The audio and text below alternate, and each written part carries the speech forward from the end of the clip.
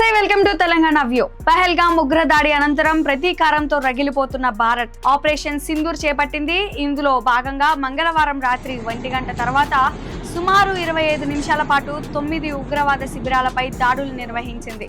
ఈ దాడుల్లో సుమారు 80 మంది ఉగ్రవాదులు మరణించారు. ఇది ఉగ్రమూకలకు ఊహించని భారీ దెబ్బేనని అంతా అంటున్నారు. ఇదే సమయంలో భారత సైన్యం జరిపిన వైమానిక దాడుల్లో జైషే అహ్మద్ చీఫ్ మసూద్ అజార్ కుటుంబం హతమైంది.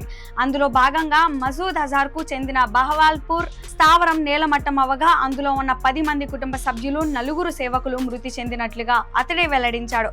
ఈ నేపథ్యంలో మసూద్ భారత్ కు వార్నింగ్ ఇచ్చాడు. ప్రధాని మోడీ పైన కీలక వ్యాఖ్యలు చేశాడు మసూద్ అజార్. ప్రధాని మోడీ అన్ని రకాల యుద్ధ నియమాలను ఉల్లంఘించారని చెప్పుకొచ్చాడు. ప్రధాని మోదీని భారత్ ను నాశనం చేస్తానని మసూద్ హెచ్చరించాడు. త్వరలోనే భారత్ పై ప్రతీకారం తీర్చుకోవడానికి ప్రణాళిక వేస్తానని చెప్పుకొచ్చాడు. తన ప్రకటనగా ఓ లేఖను సైతం ఆ ఉగ్రవాది విడుదల చేశాడు. ఇదే సమయంలో తాజా ఘటనపై తనకు ఎలాంటి పశ్చాత్తాపం, నిరాశతో పాటు భయం, విచారం వంటివి లేదని India's most wanted terrorist Azhar వెల్లడించాడు.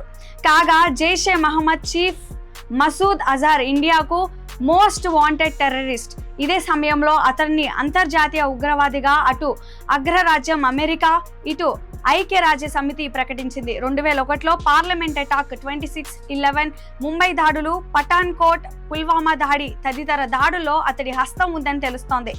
ఇవి ఇప్పటి వరకు నా అప్డేట్స్. మరిన్ని అప్డేట్స్ కోసం చూస్తూనే ఉండండి తెలంగాణ వ్యూ.